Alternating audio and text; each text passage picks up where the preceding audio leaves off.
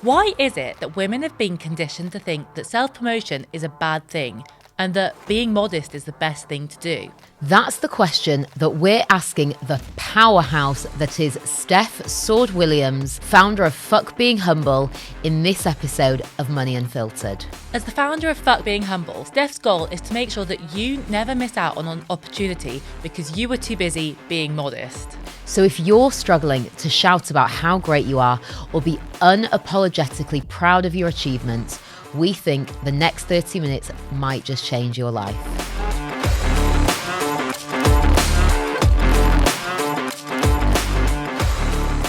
Investing is just one way that you could take care of your future finances by giving your money more potential to grow. With Wealthify, you can start investing with as little or as much as you'd like. And luckily for you, Wealthify is offering all Money Unfiltered listeners the chance to get an extra £50 boost to your investment pot. You can pick a risk level that's right for you and know how much you're paying for your investments to be looked after by their team of experts, thanks to their clear and affordable fees. So if you've been thinking about starting to invest and you've been putting it off, then now could be the perfect time to make the leap. So what do you need to do? Simply open a Wealthify plan and invest £50. Then, after 12 months of the money being invested, Wealthify will add another £50 to your plan. How great is that? Now for the legal bit. T's and C's obviously apply, and this offer is open to new Wealthify customers only.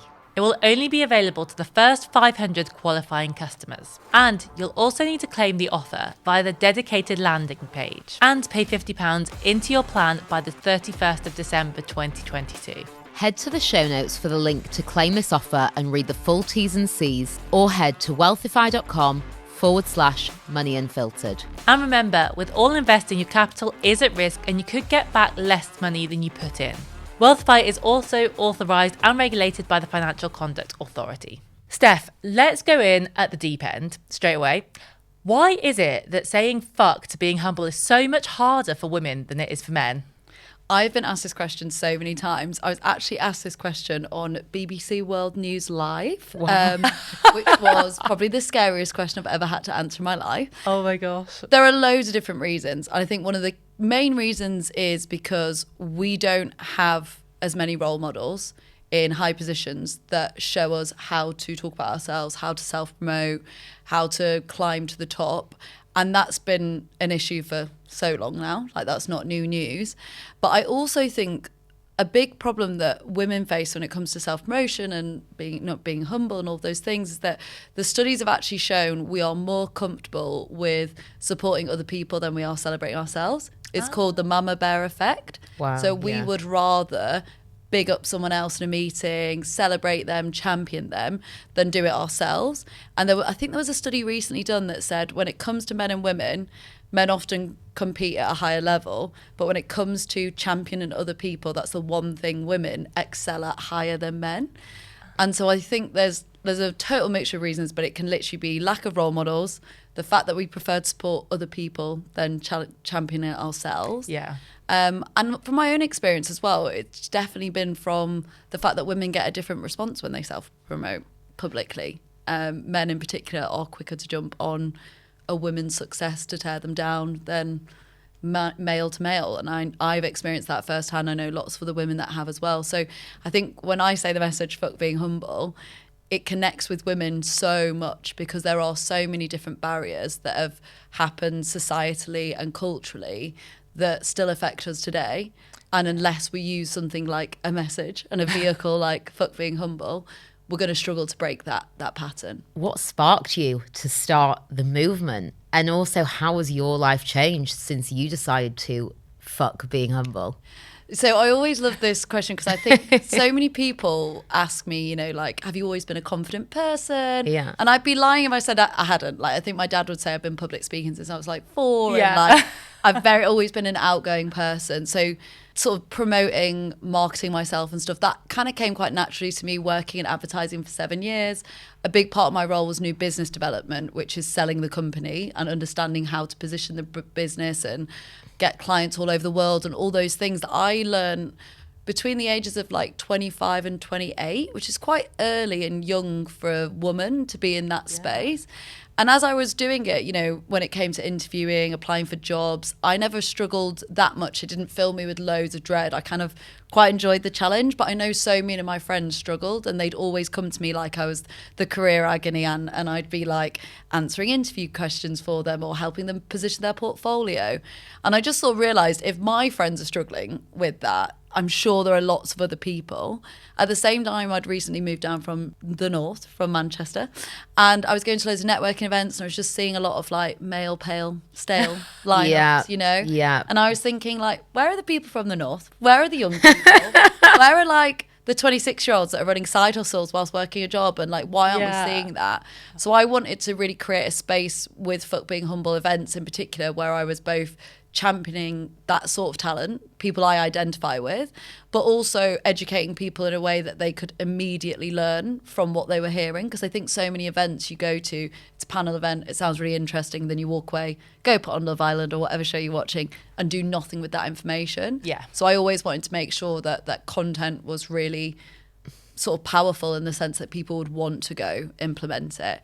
And then in terms of how self-promotion has affected me, and being Fuck Being Humble has affected me, I think one of the things that I pride myself on is being the guinea pig for a lot of the theories that I'm testing. Yeah. And so I have definitely looked at self-promotion with a British lens, because so much of the sort of professional development advice out there is very much sort of American, a little bit cheesy. It's why we avoid it so much. Yeah. So I've tried to put on the lens of, oh, this is so cringe. Oh, what's everyone going to think about me? Have that really like self-critical. If somebody were to say, I'm never going to self-promote, how am I going to guide them through it in a way that feels manageable? And that has meant me taking small steps and building confidence and things. But I think one of the best things about building a brand around self-promotion is I have no shame in self-promoting. And that's really important, because if I did, then it wouldn't make sense. So like from nominating myself to Forbes Under 30 and making the list for Europe, to sort of like getting the opportunity to do a TEDx talk, which I absolutely like hate the talk itself, but that's a story for another time. But all of these things have come from me regularly investing in self-promotion and it being a habit and consistently. And to this day, for about the past 4 years, I've always posted on LinkedIn. I found it a very easy channel to market myself and my ideas on. And I still get people being like, I've loved following you on LinkedIn for years. And I'm like, really? Because I feel like sometimes I'm talking to myself. But you don't notice how much staying on top of your self-promotion and consistently doing it actually leaves sort of a legacy for yourself, but it's also guiding other people and it's giving them those real life examples on how to implement it themselves. Yeah, I completely understand that. And I have in the back of my mind one of your recent posts, which I keep thinking, I actually really need to do this. I need to go and implement this. But you have spoken to countless individuals, businesses all over the place about self-promotion and about some of the reasons why people feel so icky doing it. But I'm just wondering, are there any particular reasons that come up kind of on the regular as to why people find this such an uncomfortable thing to do? Absolutely. So the number one question people always ask me is like, how do I do it without sounding arrogant? Yeah. So what I always say to people is that like the act of self-promotion is not an arrogant thing to do. That activity in itself, that verb, is not actually like, it's that we've seen it been done really badly. I've worked in creative agencies where the creative director has been like, if your work's good enough, you'll win an award, but otherwise, you know, you don't need to promote it. And we are marketeers and we're being told not to promote. Like all of these stupid sayings, like I talked about it in my TEDx talk where I said like that saying where it's if you work hard, you'll go far. Yeah. Why don't we question the fact that so many of us work hard and don't go far? Yeah. And I think that's where a lot of people's frustration in the workplace in particular comes from, is that like working hard and not seeing the results. Worrying about sounding arrogant. I coined the phrase false, the fear of sounding stupid, which I wrote about in my book, which is something that I think holds a lot of people back.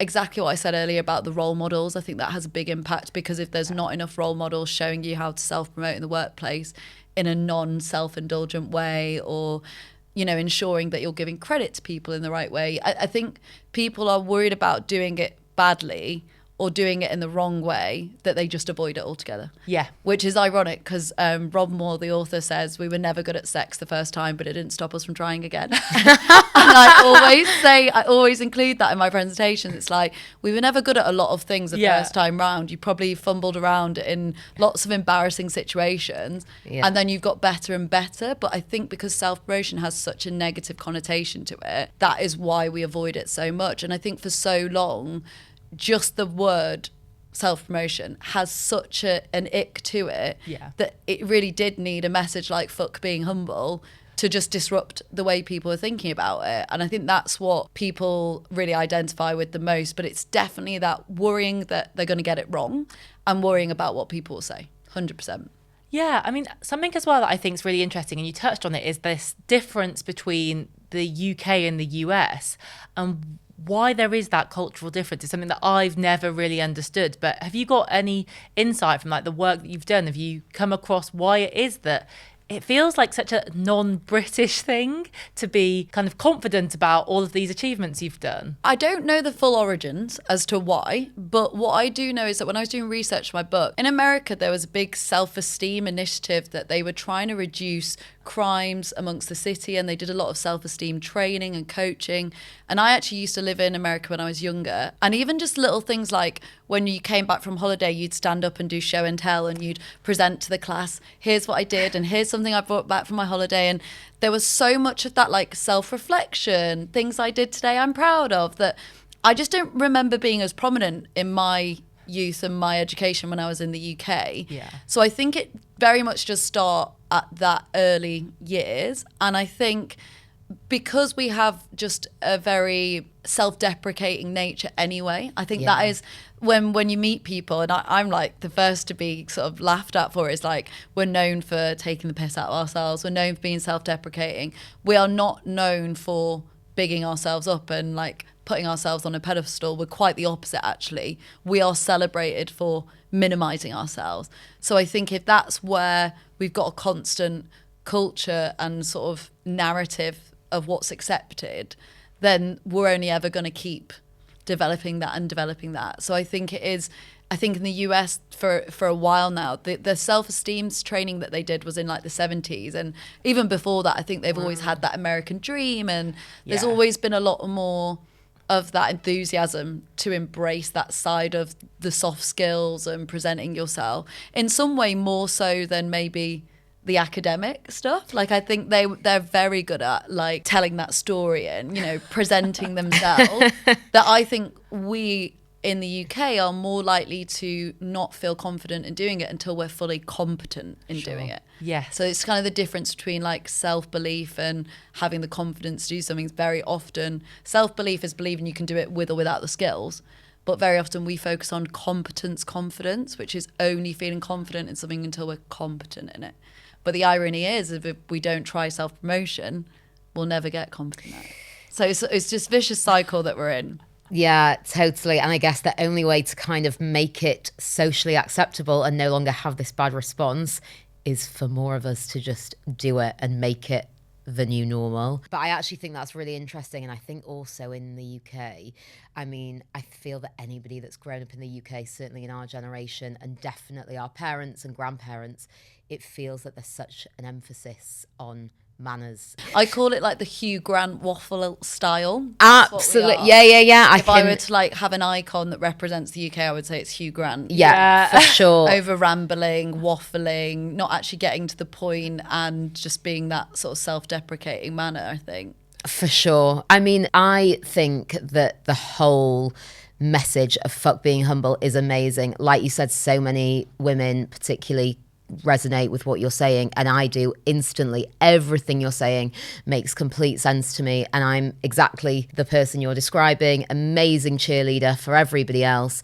When it comes to myself, I still find it difficult, and I have like young nieces and a mum and a sister and girlfriends, and I'm like, come on everyone, like you need to big yourself up. But I think for me it still feels really difficult. So for those of us who have not yet braved it, where do we even get started with being our own cheerleader and self-promoting? And is it something that needs continuous work? Yeah, I think the very first place I always tell people to start is by just really understanding what it is you'd like to achieve with your self-promotion, because we all have different objectives and it's going to motivate us in different ways. So if you're trying to get a promotion, there's one way to do that.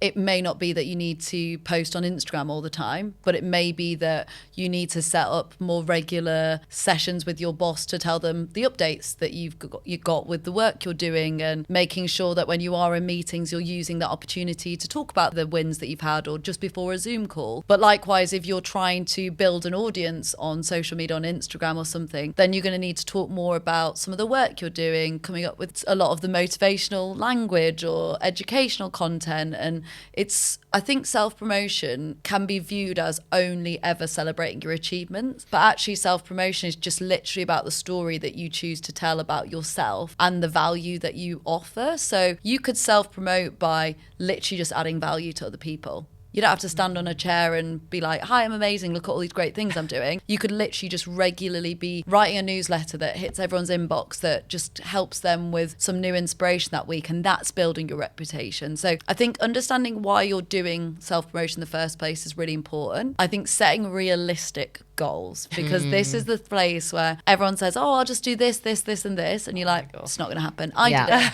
I said I was going to post 5 times a week on social media. I was going to write a blog once a week. I was going to do a newsletter. Literally within 2 weeks, I was like, never again. I'm not doing that. And I think the reality is like when it's not something you're already used to, particularly if you don't have a marketing background, it is, of course, a new challenge, something that is hard to stay on top of. So I think making sure that it's realistic goals. And then I think my final tip is do the self-promotion you enjoy doing. So if you hate the thought of speaking on video, don't do it.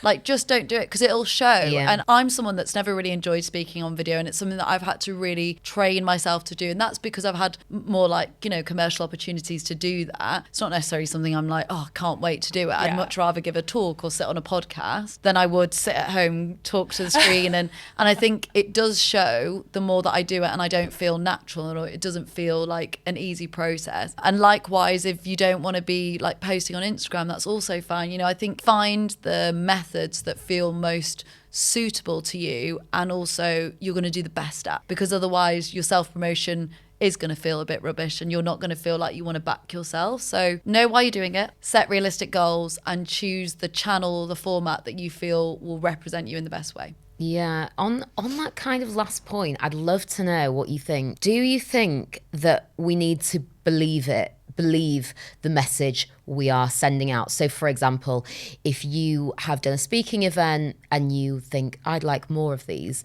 and then you start posting, I am a speaker, but because it's fairly new to you, you don't quite believe it, but you want to.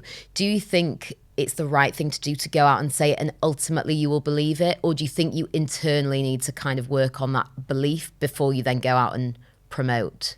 So I think there's a 2-pronged approach to this, right? Because I think old me would have said, like, go out there, just rock it. Yeah, you'll figure it out later. Say yes and you'll figure it out later. My saying is blag now, worry later. Yes, exactly. Always been my saying. And the reason I say blag is because blag is to persuade someone you can do something. Yeah. So if you can persuade someone that you can do it, you will figure it out along the way. Yeah. So that was my traditional line and answer probably to that question. But having gone through the past 4 years of growing Foot Being Humble, I've noticed that it actually doesn't work. And for some people, I've got a friend who is amazing at what she does, and she had a big opportunity, which she's like, I feel sick to my stomach. I'm not going to sleep until this thing happens. Yeah. And I don't. And I was like, then don't do it. I think you need to understand whether this is going to be the thing that helps you to grow and get into that position, or whether you're actually so far out of your depth, it's actually could have a knock-on effect, and in a negative way. Because the last thing you want to do is put yourself so far out there, you're drowning and you start to like crumble your own self-belief, right? So that's what I would encourage people to avoid. So I think in that scenario, I would just encourage you to think about, if that thing feels too big or too scary, or you just don't feel like you can own it just yet, what are the little small steps that you can take to feel more comfortable owning that narrative or talking about yourself in that way?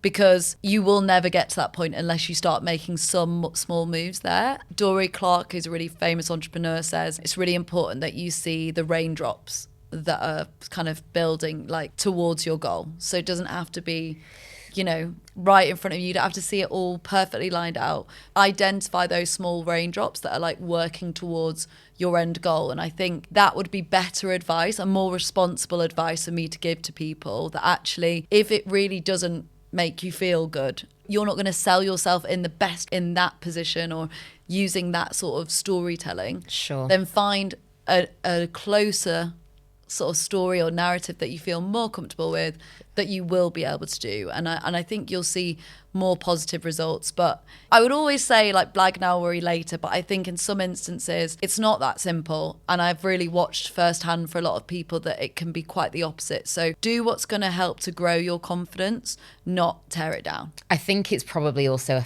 case of knowing yourself and how much kind of discomfort you can handle. Yeah. What's your range? Yeah, exactly. I've got something I want to kind of circle back to, which is a little bit of a different topic. But if you are a confident person, you can actually, help out somebody that is struggling a little bit. Yeah, I mean, I think it's one of the most obvious things for me is that, like, when I work with businesses, because I give a lot of corporate talks and I advise like how to self-promote in the workplace and some of the things that managers can be doing and workplaces can be doing to improve that. And I think it's just as simple as like creating spaces where it is acceptable to self-promote, where no one's worrying about it. So like LinkedIn, for example, the reason it's so great to self-promote on is that's what it's for. It's a professional social media platform. I don't know why more people don't use it to self-promote, because you go on Instagram, you're competing with the whole of the world. You go on TikTok, everyone's trying to be funny. Twitter, it's like ranting, like opinions left, right and centre. LinkedIn is the most accepted place to self-promote. So for anyone listening, go use it. But I think in the workplace, the reason it feels so taboo is because we're either not seeing people do it at the top or we're not being encouraged to do it. So I have a WhatsApp group with two of my friends and we do our wins before dins on a Friday. Oh, so around that's great. 6 o'clock, we voice note 2 to 3 things that we've done that we're proud of that week. And that could be anything from like brushing our hair and getting ready before midday, going for walks every day, saying no to a client, setting boundaries. And I think what's important is that you don't look at this as like huge epic things. Yeah. It's those little raindrops that I mentioned, the small little steps that are helping you to get to that overall goal is what you need to sort of be celebrating. And I share this story in a lot of my talks, and off the back of that, a lot of my clients have created their own either WhatsApp groups or in person. Like I did a talk for Dove recently and they're going to do Win Wednesdays. So, like just finding a way where we all go around and be like, here's one thing I did that I'm proud of this week. Yeah. Done. Let's just normalize it, because I get it. It can be awkward and it can look self-indulgent in certain situations. But if managers and leaders can say, no, I want to actually call time and I want to say we're all going to sit down and do it, all go around the group and say, here's everything I think you did well this week, pass the baton in a way, but making sure that we are actually allowing that space and there's no piss taking. Yeah. That's like the most important thing. There's no snubbing. There's no, oh, who do you think you are, sharing that. It's very much about making sure that people feel comfortable, safe and welcome to self-promote. And I think that's one of the best things businesses can do right now. Yeah, totally. And actually, I think something there that you said has kind of stood out to me, which is that it doesn't have to be the big things. I think so often we associate, making those big announcement posts with something that's like epic. Yeah. And that doesn't happen very often for, even like the best of the best. Like that is going to happen every few months or so. And so actually normalizing those small wins as well feels like something that we all actually probably should do a little bit more. 100%. That's part of the start of self-promotion, because one of the biggest mistakes we make is leaving it to the end of the year when we're tired, we're exhausted, we're burnt out, we can't remember whether we said our name well enough that day, let alone all the successes we've had throughout the year. So if you can allocate one day a week, or at least or even every day each week, what's one email you were happy to send that week, or how did you diffuse a situation, or how did you say no to someone, or how did you speak up, or whatever it is that you're measuring your own success on, so that you're building up this kind of catalogue of information so that when it does come to self-promotion, you're not racking your brains at a time when you don't feel worthy enough. You're actually keeping a track of it as you go along. And I think it's one of the biggest sort of learnings from my own experience was that I always expected my bosses to be watching my every move, hoping they were going to celebrate me, reward me, and everything was hunky-dory. And having gone through many jobs, what I realised was that that absolutely wasn't the case. And I maybe would have seen better results or better rewards earlier on in my career had I have drove that self-promotion narrative more so. And I think that's why I'm so passionate in helping people whilst they're in the workplace or whilst they're in their own business to do that, because I think feeling overlooked, undervalued, it's one of the hardest things in the workplace. And I think that can actually be changed internally if you're the person that takes control of the situation versus waiting for the people around you to validate you. I think the place that shows up a lot of the time is in money. When it comes to salary negotiation, we all know it's very uncomfortable. People put off speaking to their bosses about it for months and years because they're too afraid to go and have the conversation. How can we start to go and have those conversations in a confident way where we're really backing ourselves and asking for what we deserve? So when we talked earlier about self-promotion being a consistent thing, I think one of the biggest things that people overlook in the workplace is the importance of reputation building in order to get that financial reward. So I think we get so focused on like, heads down, I'm just going to do my job, it'll get noticed, everyone will know, and then I'll get rewarded. And you're nodding, and it doesn't ever work that way, right? Yeah. And yeah. I think one of the important things that we've got to remember is like, yes, you've got to do that job, but another aspect that I think we just don't talk enough about is that self-promotion of those things that you've done. So little things like, you know, just emailing your boss and saying like, here are 2 to 3 things that I've done this week that I'm really happy with. Here are the things I'm going to focus on next week. It's a digital paper trail of everything you've done. It's in their inbox. If they need any reasons to justify why you're getting a pay rise, they don't have to go search for it. They've got it. Reputation building all year round, not just 2 weeks before a pay review.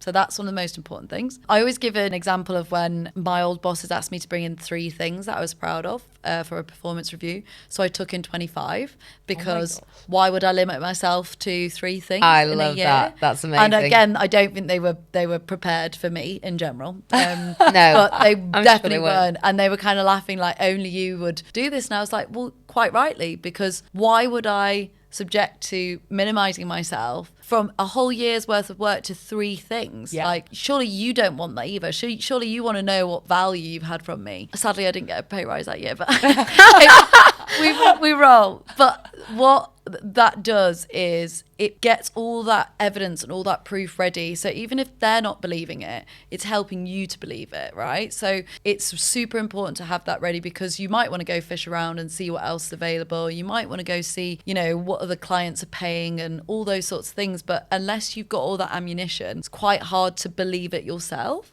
And then I think just some of the really obvious things, like be mindful of like money traps. So both as a self-employed and working full-time, I think I've had clients before say to me, we've not got a big budget, but let us know your fees.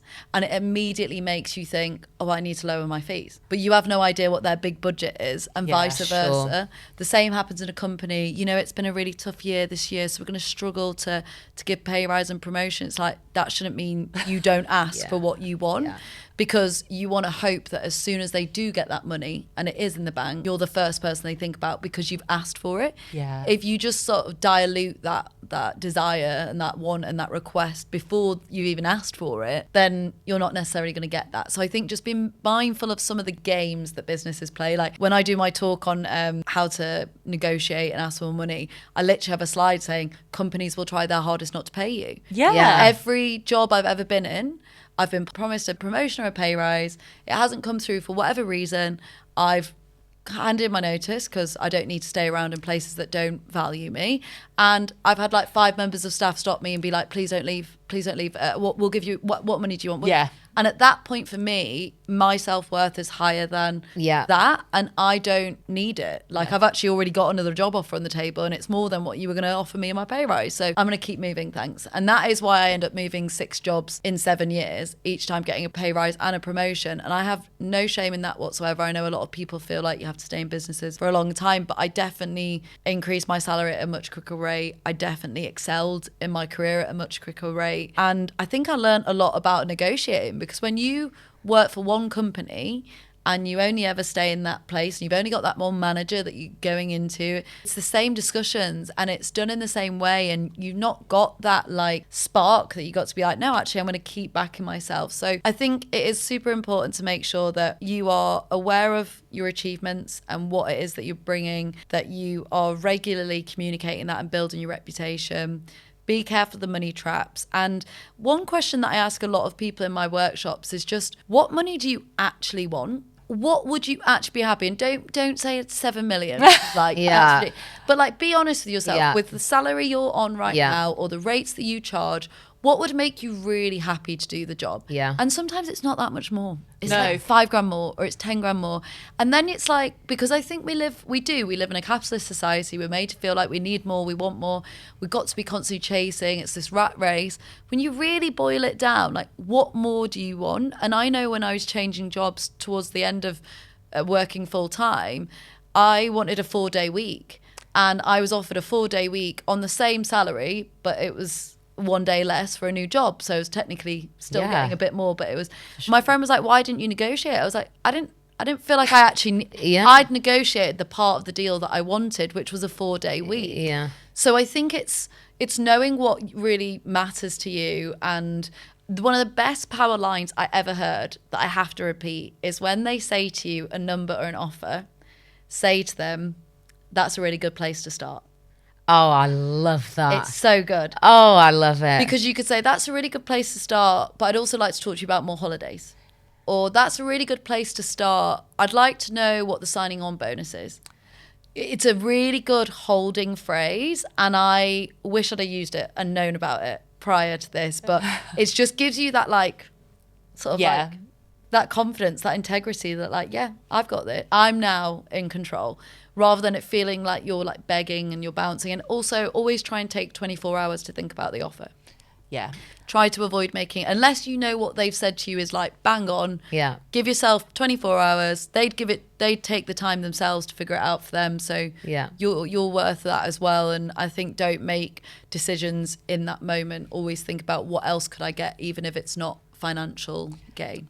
Yeah. Yeah. I think something there that you said, which I think is so important, which doesn't get said enough, is that point about what actually do you want from it? Because I was having a conversation only yesterday with a couple of friends, and the conversation was about a offer which was lower for a day rate than they had hoped. However, it was actually like potentially an opportunity to get into a new sector and to gain experience and to get something on the CV. And my response was like, okay, well, you know, what is the aim here for you? Is the aim make as much money as possible, or is the aim get a foot in the door? Yeah. And I think so often, like you say, because we're in this world where it's all about more, get more money, we overlook that sometimes. And sometimes actually it is a case of, you know, not focusing on the money first, but thinking a bit bigger picture or a bit more long term. And the money can be the first thing you think about down the line. But I think so often people don't press pause and think, okay, is this actually going to get me closer to that end goal, even if it's not about the bank balance? Yeah, and I've had that recently. Like, I support a lot of my freelance friends because we're all going through the same thing and negotiating, and it's hard and you get knocked back and you're constantly selling yourself and stuff. And I had a friend that was like, oh, it was so annoying because as soon as I said the number, they just said yes, so they must have had more budget. And I was like, well, are you happy with the number? And they were like, well, yeah. And I was like, so what's the problem? Yeah. And I think that kind of, as women, we experience it way more because we constantly feel like we're on the back foot. We constantly feel like we probably are being underpaid, and there probably is a man getting an extra 200 quid more than me or whatever it is. But I do think we just kind of need to take a step back and be like, but that is also still a good day rate, and it is a good client. And I think that's something that I'm learning more about, and something I'm really trying to practice is that, like, if it happens once and it's a really great thing, I'm absolutely buzzed. And I don't feel the need as much to be like, I've got to do that again next month, and I've got to do that. I'm kind of trying to have a bit more gratitude of like, if this only ever happens once in my career, I'm going to be so happy. And I think we need to maybe get a bit more closer to that, of like just taking a step back and being like, did I ever think this was going to happen for me? Did this last year? Would I have said this about myself? Like, if, you know, I have so many friends. I honestly, the Fuck Being Humble is based on like all of my friends. But I think like so often when I say to them, I'm like, 3 years ago you would be like literally laughing at how well you're doing. Like, just take a step back. And I think we get so caught up massively in the online comparison and needing to do more, wanting to find more, but particularly with money, literally how much more would make you happy? And another really good question is, what's the lowest you're willing to accept? Yes. Or what will you work for free for? So I had a job when I first started Fuck Being Humble where I told them my rate, they signed it off. I was like, oh my God, this is amazing. It was the highest I'd ever like pitched. And they were like, oh, we've pulled the budget. There is none.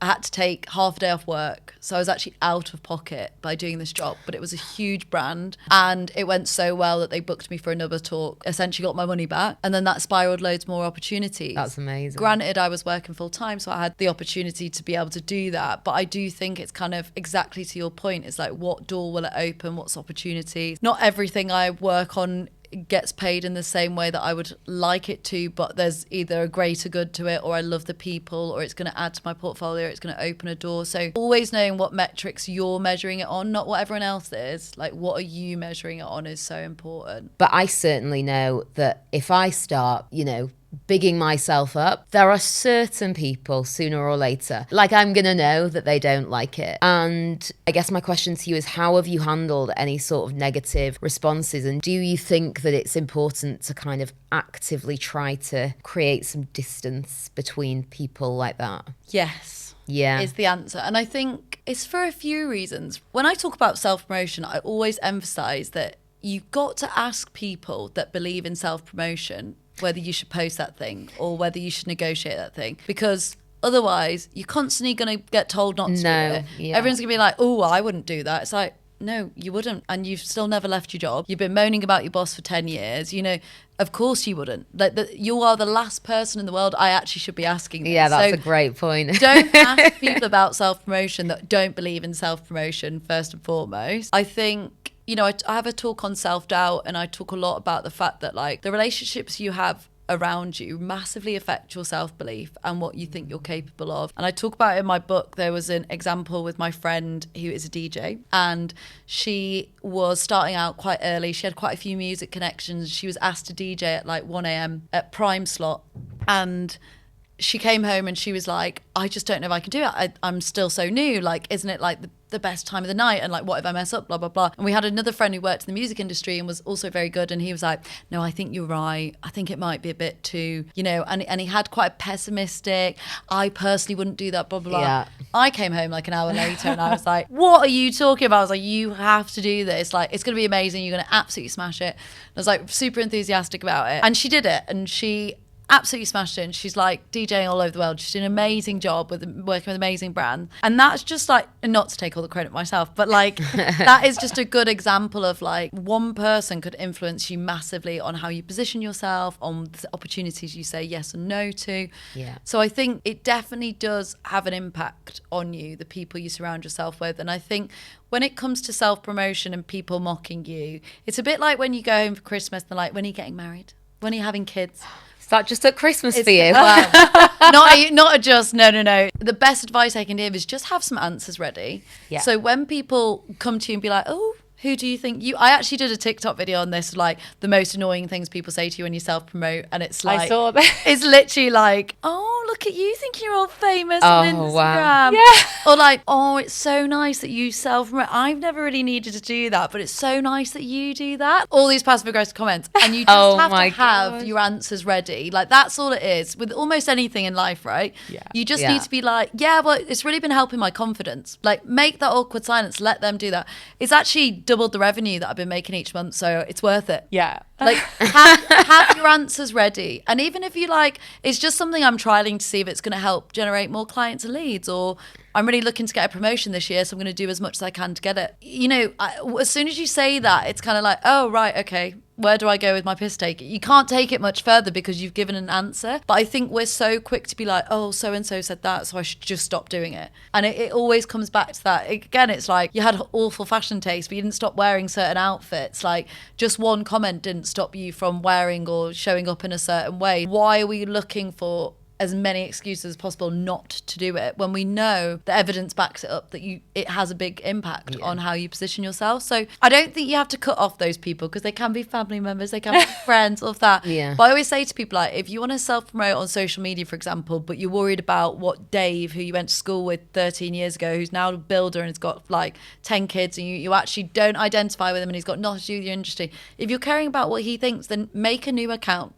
Like create a new unfriend Dave. Unfriend Dave. It doesn't have to be Dave. It could be anyone, but like create your own separate account, create a portfolio, create a website, create a space where you're not even driving traffic to it, but you've got a place to self-promote. So I did this when I was at uni. I knew I wanted to work in advertising, but I'd not done a degree in advertising, so I started writing a blog. I didn't post it thinking I was going to be like #1's next best blogger, but I used it in interviews and I was like, look, I haven't got an advertising degree, but I have been writing a blog for the past 3 years on advertising that I love, and you can check it out and learn more about who I am. So like self-promotion doesn't have to be about the follower count and the likes and the engagement and trying to be this like new entrepreneur in this space. I think we worry so much about that when actually it's like, it's literally just telling your story, however it's going to position you in the best way to reach your own career goals. Up to you how you interpret that.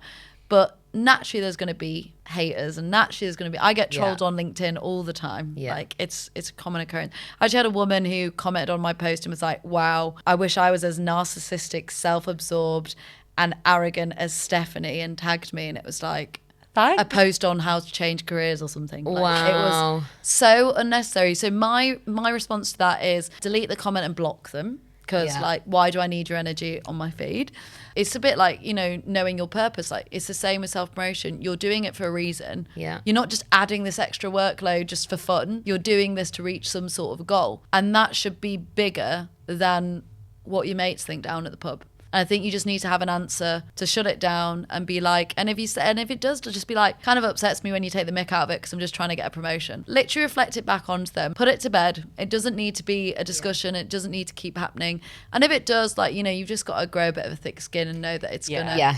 Trust me, as someone who's got a business called Fuck Being Humble, and every time I see people, they're like, oh, if I'm not drinking, and it's like, oh, fuck being a sober, or fuck, like, people just throw, I don't know, just like the amount of like variations of fuck being I've had thrown at me. I can imagine. Like, oh, you wouldn't mind doing that, Miss Self-Promo Queen, all of the like, and I've just got to be like, haha, yeah, sure, whatever.